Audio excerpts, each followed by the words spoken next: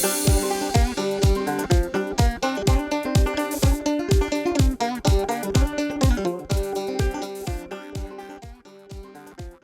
Dirt Farmer Jay here from dirtfarmerjay.com. Today I'd like to talk to you about sedum, how to use it, how to propagate it. Sedum is also commonly known as stonecrop, and it's one of the most versatile plants you can put in your yardscape because it comes in different colors, different growth habits. Some are low, some are a little bit taller, different bloom colors, and it's extremely durable and low maintenance. So what's not to love about it? So what I'm going to show you is a common variety. What you're looking at right now is called Autumn Joy. This particular potted plant has been in that home for over 5 years. When the snow flies around here, we cut it back at the end of the season, move it into the shed, and then when the weather warms up again in the early spring, we move it back into its sunny spot that you see there, and it takes right off again. Now this plant's been in there for a while. As you can see, it needs to be divided and repotted, and we're going to do that in the spring by doing cuttings off of this plant. Now it's really simple. The only thing you need to do, because it is a succulent, just like a cactus, meaning that it has a thick, waxy covering on the leaves. It doesn't lose moisture readily. The leaves are thick and kind of a little spongy or resilient, just like the cactus family, but without thorns. Because it has all those characteristics, it's drought resistant, and it also easily breaks apart. So when you break off one of the sections off of the potted plant, you're going to get a piece like this. It just breaks off really easily. Now, what I've done here is simply taken a section off of the plant and I've put it in a little glass of water. And you can do, I did this for demonstration purposes, but you can take a whole batch of them and put it in a big can or a vase of some kind and get the roots going on it. Now, the roots are fine. You can't hardly see them here just because they're little hair fibers down there and they start to expand off there. Some propagators of sedum even skip this part and they just do cuttings and insert it directly in the soil.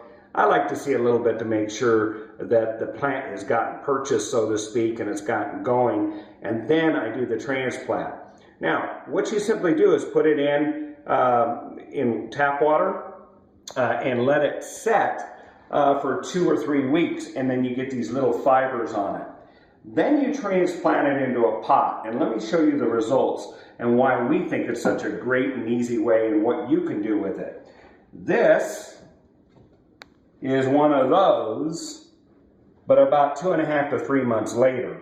So once the roots got going on this one, we simply put it in a pot, put it in our little plant nursery where it gets moderate amount of sun and ongoing moisture, and in a very short period of time, the plant flourishes. And as you can see, there's little tiny growth. Here's another area for more bloom coming. The plant is actively growing with very little care from us. Now, at this point, there's a great root structure that's formed here. And later today, Dirt Farmer Maggie and I are going to go out and plant this along with its cousins. We have probably 6 or 8 more of these that were done at the same time very easily.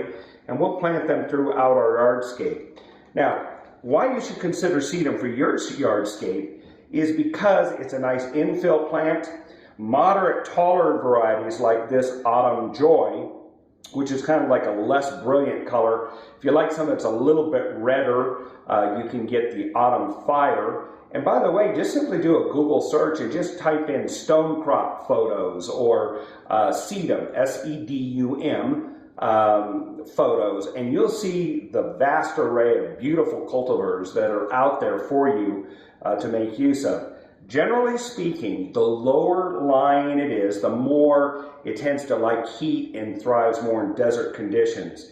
If it's a medium height like this, which will grow approximately 10 to 18 inches tall, then they generally tend to work well in more the middle range of the United States, further north, and will endure the weather as well.